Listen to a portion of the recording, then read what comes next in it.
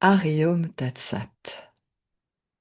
Oui, oui, mais, oui, mais, oui, mais moi, je vis cette sensation de me perdre. Oui, mais moi, je vis cette sensation de me retrouver par moments. Et pourquoi je ne devrais pas tenir compte de cette expérience-là, qui, je le sais, est vécue par le moi-je identifié à ce corps, aux histoires de ce corps? Pourquoi est-ce que je ne devrais pas tenir compte de cette expérience que je vis alors que vous m'invitez à tenir compte de l'expérience de je n'ai pas d'âge? C'est en gros la question que j'ai reçue par mail et que je trouve absolument merveilleuse. Parce que certainement, en tout cas il est possible que vous soyez plusieurs à vous l'être posé cette question-là, ou à vous dire oui mais d'accord, j'entends, je perçois, je ressens qu'il est possible effectivement que je ne me perde pas dans mon essence naturelle, mais pourtant je fais cette expérience au quotidien ou régulièrement de me perdre. Je fais cette expérience régulièrement de me retrouver. Pourquoi est-ce que je ne devrais pas tenir compte de cette expérience faite par le moi-je identifié, bien évidemment, à ce corps, à l'histoire du corps, alors que je devrais tenir compte de l'expérience que je vous invite à réaliser et qui n'est pas une expérience, c'est là-dessus que nous allons revenir aujourd'hui, du parfum de notre véritable nature lorsque, en cet espace qui n'est pas un espace, est réalisé que je n'ai pas d'âge. Alors revenons déjà sur la notion d'expérience. Effectivement, comme vous me le partagez, Nicole, dans votre mail, puisque aujourd'hui je réponds à votre mail qui vient en, en réponse à mon dernier partage vidéo sur Nous ne pouvons pas nous perdre. Effectivement, se perdre, se retrouver, c'est une expérience qui ne dure pas. Une expérience par nature ne dure pas. Elle ne dure pas.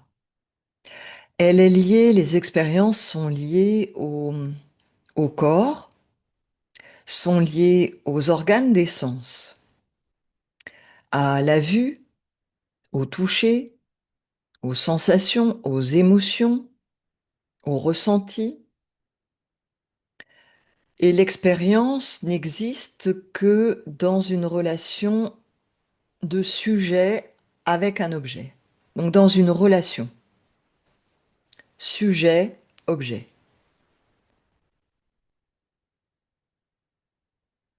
Je fais l'expérience du froid lorsque je touche un glaçon. Il y a moi, le glaçon et la relation, on va la nommer froid.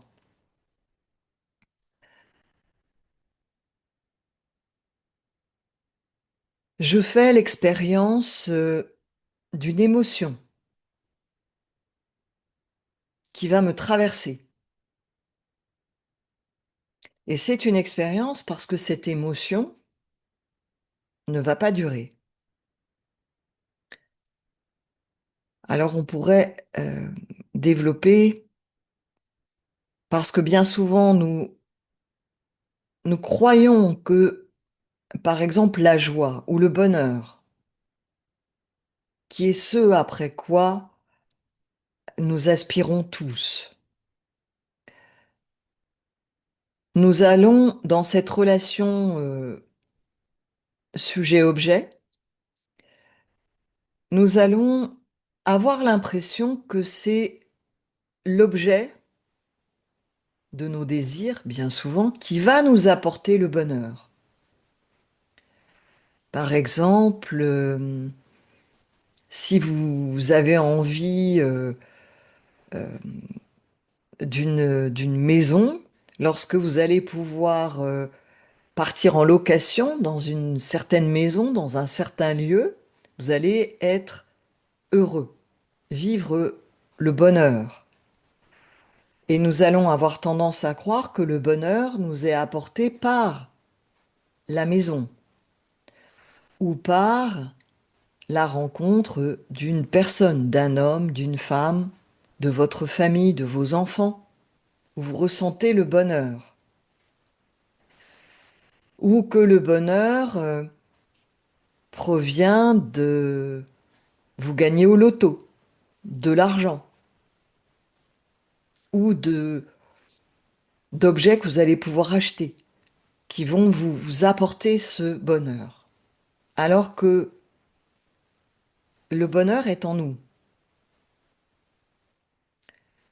Mais le bonheur réveillé par un objet extérieur sur lequel nous avons projeté l'idée, la croyance que c'est en atteignant cet objet, en vivant une certaine relation avec une personne, en vivant certaines émotions, en accordant que c'est tout ce qui va apporter une certaine émotion, procurer l'émotion qui est la source du bonheur, c'est-à-dire que nous projetons l'origine du bonheur à l'extérieur en la fixant sur les objets, que nous croyons que ce sont ces objets extérieurs qui sont source du bonheur que nous ressentons, alors nous allons vivre un bonheur éphémère. Parce que dès que l'objet va s'arrêter, va disparaître inévitablement, inévitablement, la relation va s'arrêter à un moment donné.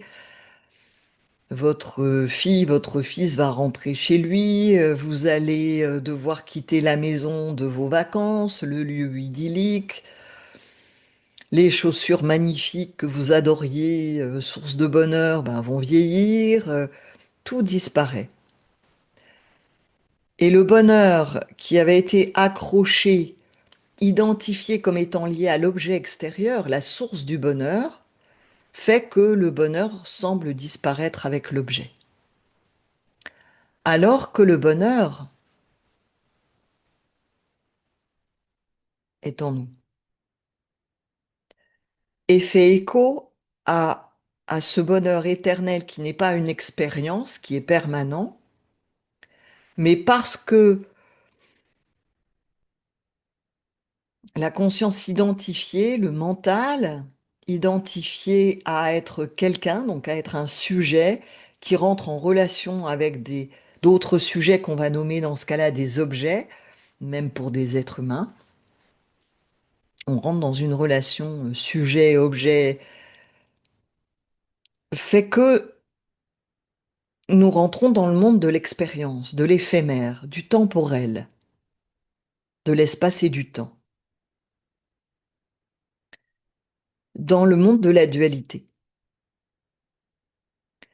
Mais le bonheur en lui-même, si vous allez partez à la rencontre de ces instants de bonheur, et je vous souhaite d'en vivre en ce moment même, à l'occasion de ces fêtes de fin d'année, de ce, ce début d'année qui n'existe pas réellement.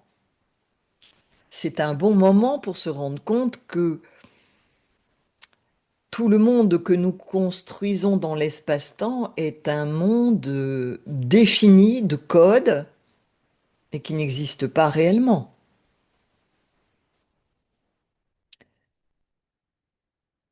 À l'occasion de ces fêtes, parce que 2026, c'est un code de dire que ça y est, demain, nous sommes le 1er janvier 2026. C'est une nouvelle année, mais rien n'a changé réellement.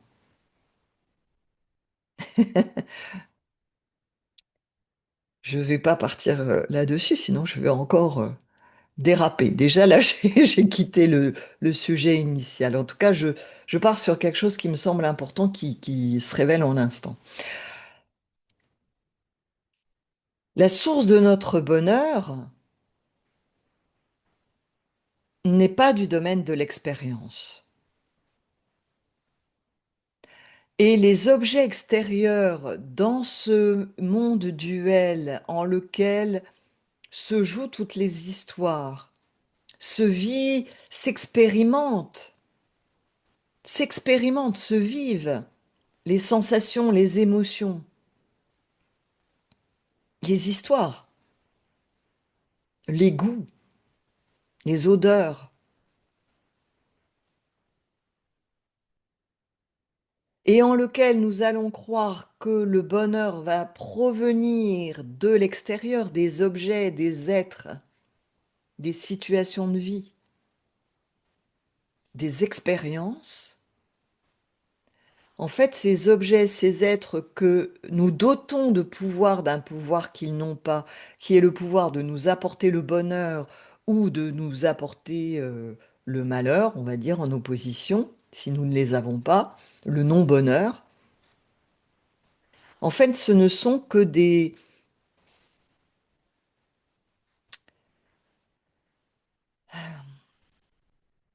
supports, des, comme une clé hein, qui va mettre en route des démarreurs, des déclencheurs du bonheur qui est déjà là, qui vont mettre en route, qui vont réveiller des allumeurs, des rappels du bonheur qui est en nous et qui est toujours là. Mais mais si le mental est identifié à ce corps, aux limites de notre être, c'est ce que je vous partage dans une vidéo à venir, l'extérieur de la bulle. Alors c'est comme si cette bulle avait des yeux tournés vers l'extérieur et en quête d'un bonheur extérieur, comme si tout lui vient de l'extérieur, ne réalisant pas qu'en fait l'extérieur réveille le feu intérieur, l'être-té intérieur. Parce que l'extérieur n'est que la manifestation de cela. L'extérieur, ce qu'on va appeler l'extérieur, les objets, les situations, les personnes, sont des rappels. Comme un miroir, ils nous font écho, ils nous rappellent ce qui est au plus profond de nous. Là, nous parlons de bonheur, ils font écho à notre propre bonheur intérieur. Mais effectivement, certains êtres ou situations vont faire écho et nous allons voir en fait ce qui se vit en nous. Une personne rencontre quelqu'un qu'elle n'a jamais vu dans la rue, qui lui rappelle, qui ressemble physiquement, quand elle la voit, elle est persuadée que c'est l'homme qu'elle a connu toute jeune et qui l'a trompée ou qui l'a tapée ou qui l'a violée. Ah et il y a une terreur à l'intérieur, une douleur, une souffrance, une mémoire qui se réveille intérieurement. Les deux personnes se croisent, se rapprochent, et l'homme qu'elle croyait avoir reconnu, en fait, n'est pas du tout cet homme-là, même physiquement, de près, ça n'a rien à voir. Mais l'extérieur a permis de rappeler ce qui était en souffrance à l'intérieur, on va dire, de l'être. Mais la peur créée par l'autre, l'autre va me faire mal, l'autre est violent, l'autre ne l'est pas. Et l'erreur est, pour le mental identifié, l'être identifié, de dire, oh l'autre est méchant, violent, il m'a rappelé cet homme qui m'a tapé, violé, battu. Donc forcément, cet homme que je viens de croiser, même si finalement je me rends compte que c'est pas lui, il est forcément méchant, violent. À nouveau, des histoires se racontent en permanence parce que l'esprit, le mental est scotché à l'extérieur dans sa forme, dans son histoire, cristallisé sur l'histoire, sur le jeu sur les croyances et ne réalisent pas encore que oui, l'extérieur peut parfois nous inviter à réaliser ce qui se vit en nous, non pas dans notre être-té, parce que notre être-té, lorsque cela est réalisé, je vais revenir dessus, ce qui est l'objet de votre question, est le bonheur. Est, on peut le qualifier de bonheur, de paix, d'amour, mais qui en même temps ne vont rien avoir à voir avec les bonheurs, la paix et l'amour vécus de manière éphémère. Les bonheurs éphémères sont éphémères parce que nous avons cru qu'ils provenaient d'objets qui eux-mêmes sont éphémères, de situations qui sont éphémères. Du coup, le bonheur semble disparaître en même temps que l'objet, que la situation ou que la personne. Semble. Mais dès l'instant où nous réalisons que l'extérieur, ce bonheur, vient me rappeler que le bonheur est immuable, n'est pas une expérience, est toujours accessible, que la paix est toujours accessible, que l'amour dans les relations humaines est toujours accessible et n'est pas du domaine de l'expérience, c'est-à-dire qu'il y a un début, qu'il y a une fin, parce que lié à un objet, à un sujet, à une situation, à une émotion.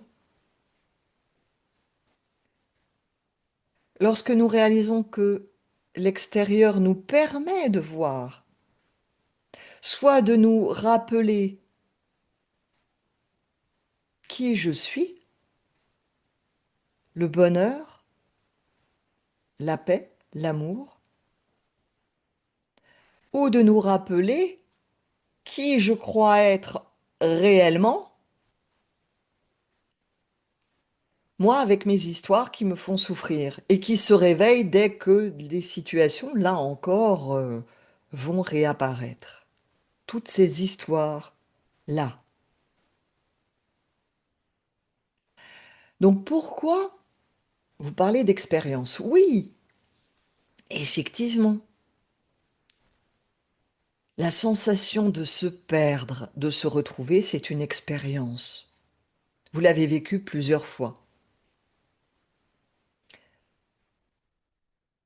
C'est une expérience. Ça apparaît, ça disparaît. Je vous disais dans mon dernier partage, ce qui peut être trouvé sera forcément perdu. Et ce qui peut être perdu sera forcément retrouvé à un autre moment, si vous le cherchez. Mais l'invitation de ce jeu spirituel, de mettre de côté le mental, c'est-à-dire de se descotcher de... Je sais que vous n'avez pas encore vu la vidéo, je la posterai après celle-ci. De se descotcher de la périphérie de notre être, de qui nous croyons être, de la bulle de notre être, de la forme, de l'histoire, du script de ce personnage.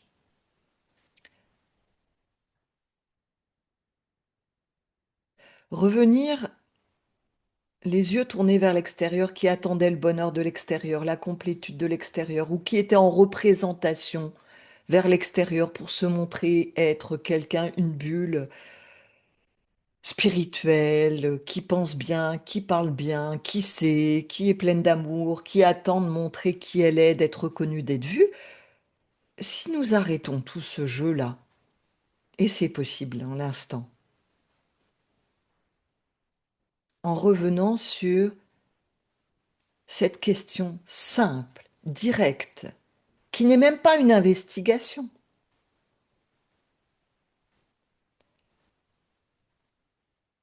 qui est quelque chose où le mental va bugger. Quel âge j'ai réellement?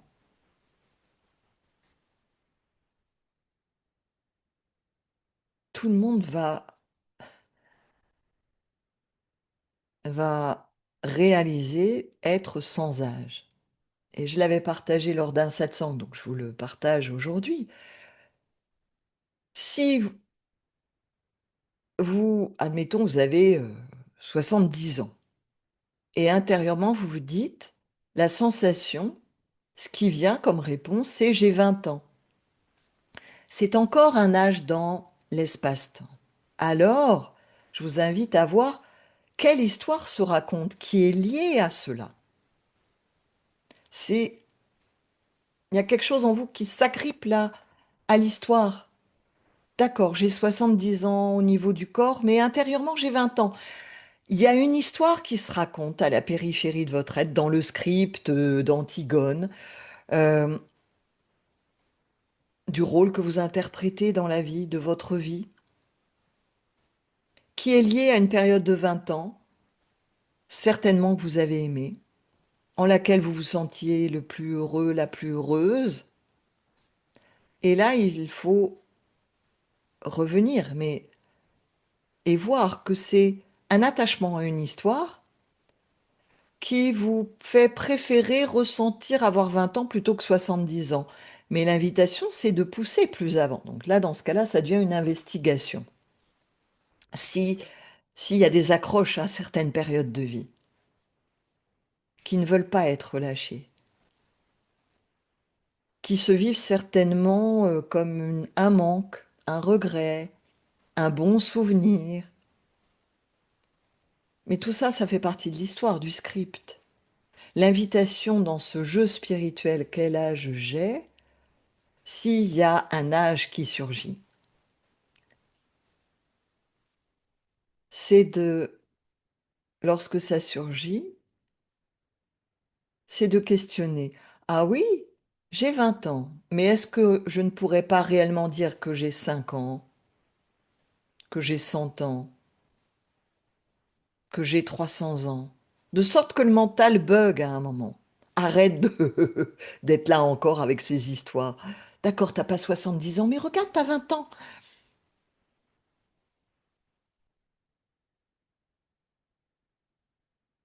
Et à un moment, il y a un relâchement des histoires qui s'opère. Et vous parvenez à réaliser instantanément qu'il vous est totalement impossible réellement de dire j'ai tel âge. Parce que vous êtes connecté non pas à une expérience, parce que vous n'êtes plus dans l'espace et le temps. Et le mental ne rentre pas là, ça bug là. Le mental, il va pas supporter. Parce que le mental, il a besoin de choses très concrètes, très, qui rentrent dans les cases, qui sont logiques, qui sont dans l'espace-temps. Dire que nous n'avons pas d'âge, que nous ne sommes ni nés, ni qu'on ne va pas mourir, dans notre essence, le mental ne peut pas pénétrer en cet espace-là. Et il revient à sa place, c'est-à-dire vous allez pouvoir l'utiliser. Il devient un serviteur et non plus un maître. Nous allons l'utiliser pour exprimer, là, comme je parle, ce qui se vit. Et le mental va croire que c'est une expérience, et ça n'en est pas une.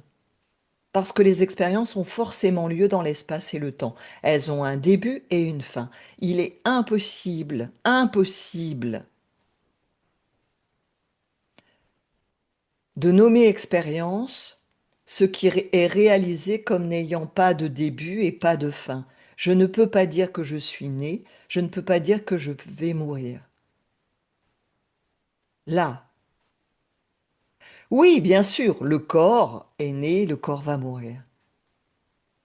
Donc, lorsque vous me dites, mais pourquoi est-ce que je renierais ces expériences de je me suis perdu, je me retrouve, pour accepter l'expérience de je n'ai pas d'âge? Parce que je n'ai pas d'âge n'est pas une expérience. C'est ce qui sous-tend toutes les expériences de votre vie, toute l'histoire de votre vie, tout le script de votre vie.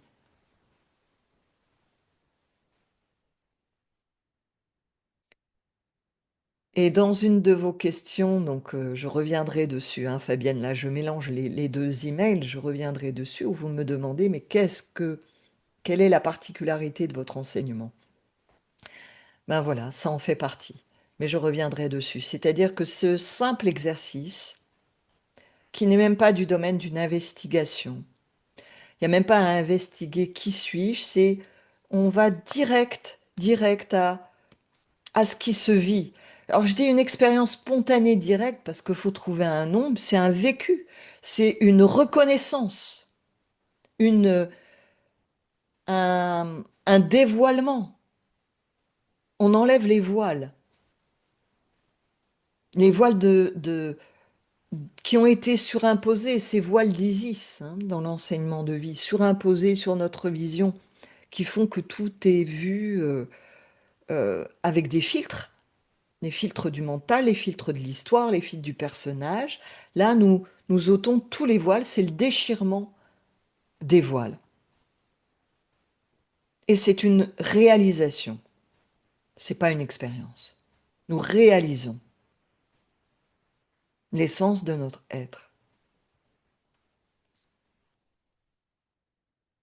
Alors, je dis souvent que nous en avons le parfum parce que, effectivement, dès lors que il y a à nouveau identification, je suis scotché à la bulle de mon corps, de mes expériences de vie, de mon script, je suis quelqu'un identifié, hein.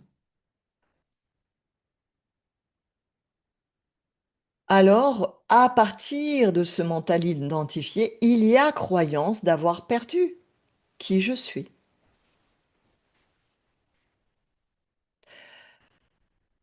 Et cela va nécessiter effectivement, pour l'être identifié, de revenir, et je vous propose ce jeu simple de revenir à quel âge j'ai, de sorte qu'à un moment donné, cela devienne naturel pour vous de vivre votre vie à partir de qui je suis, de l'essence de mon être. Va y avoir encore une histoire, bien sûr, encore une bulle de savon. Je suis en train de vous spoiler la suite. Mais c'est pas un problème parce qu'il n'y a plus croyance d'être ce personnage, c'est le comédien qui arrête de se prendre pour le rôle qu'il incarne.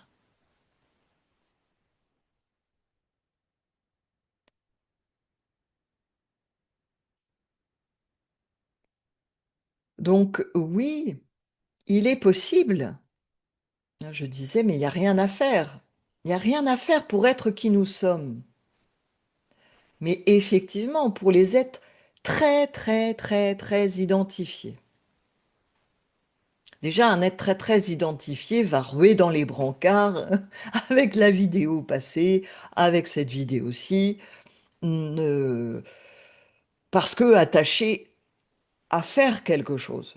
Voilà. Et ne va peut-être même pas entendre, hein, ça va glisser sur les plumes euh, du canard, ça c'est la vidéo d'après, va être très attaché à être quelqu'un. Et un quelqu'un spirituel qui chemine, qui va vers. Mais c'est pas grave. Il n'y a aucun problème avec cela.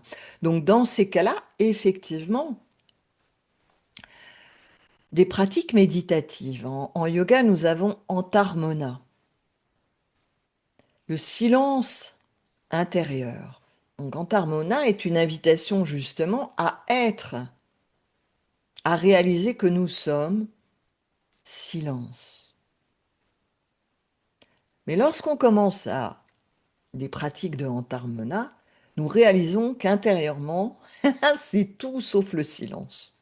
Parce que tout est rempli du mental, de ces histoires, donc qui vont se raconter mentalement, émotionnellement, psychologiquement, par des sensations, par des visions, par des peurs, par des phobies, par des des désirs refoulés qui vont apparaître sous forme d'images, de sensations, donc par des culpabilités, par tout un tas de choses. C'est-à-dire qu'au départ, nous allons prendre conscience de notre monde intérieur.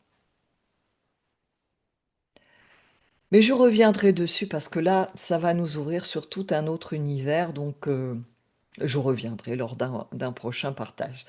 Voilà, en l'instant, je voulais donc euh, re- euh, vous valider effectivement, il y a une grande différence entre les expériences de je me perds, je me trouve, je me perds, je me trouve, et réaliser l'essence de notre être qui est sans âge, qui n'est pas lié à l'espace et au temps, qui est sans forme, sans dimension, sans histoire, ou qui est au-delà de toutes les histoires et en même temps qui est la source de toutes les histoires et de l'espace et du temps et de toutes les émotions.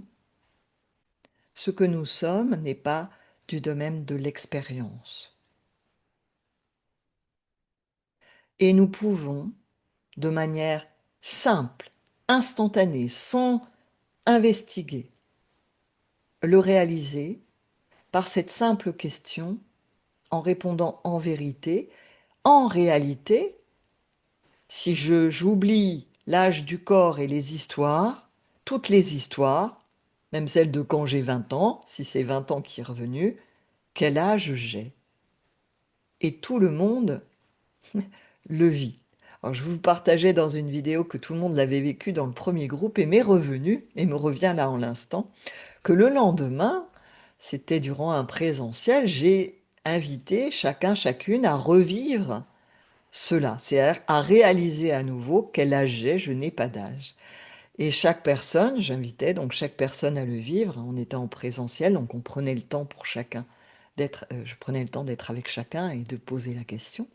Et quand est arrivé le moment d'une personne, sa réaction a été fantastique parce que elle a carrément dit, cette personne, ah non, ça va pas recommencer. Et j'ai trouvé ça fantastique parce que c'était vraiment la réaction du mental qui disait, ah non, hier je me suis fait piéger, maintenant je connais l'exercice et il est hors de question que je me permette de réaliser que je n'ai pas d'âge parce que je ne rentre pas là-dedans, dans un espace où j'ai pas d'âge. Le mental ne rentre pas, c'est pas cohérent, ça va pas. Et c'est fantastique parce que peut-être que vous aussi, la première fois, vous l'avez réalisé simplement et que depuis peut-être vous ramez. Vous avez 30 ans, 50 ans, 40 ans, 20 ans, ou vous êtes en colère, comme cette personne où le mental disait non, non, non, non, mais ça va pas, non, ça va pas recommencer. J'ai trouvé ça fantastique. Et c'est pour cela que je vous invite à le vivre chaque fois de manière fraîche, comme un jeu. Hein, les enfants qui jouent, euh, ils vont jouer tous les jours. Mes enfants adoraient jouer au Playmobil. Alors c'était toujours les mêmes Playmobil, les mêmes bonshommes, les mêmes châteaux, les mêmes bateaux, les mêmes châteaux de princesses ou de guerriers. Mais ils réinventaient à chaque fois le jeu. C'est-à-dire ils étaient toujours heureux d'aller découvrir.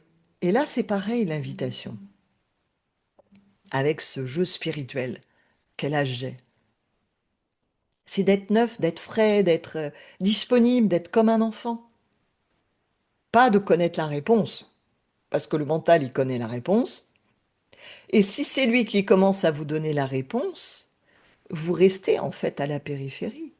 Si c'est le mental qui vous dit oui, oui, je n'ai pas d'âge, alors comment le savoir? Si c'est le mental qui a bien appris la leçon et qui dit bon, ben moi, ça, je peux le dire, je n'ai pas d'âge. Est-ce que, quel est le parfum de cet espace? Est-ce que c'est le bonheur, sans cause?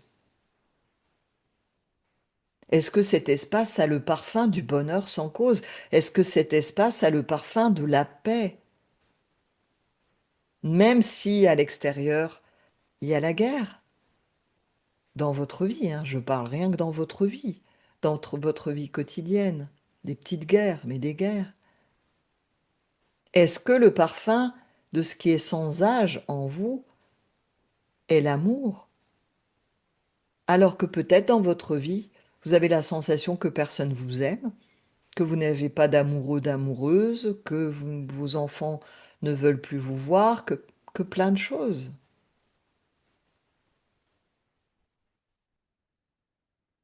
Est-ce que le parfum est le silence?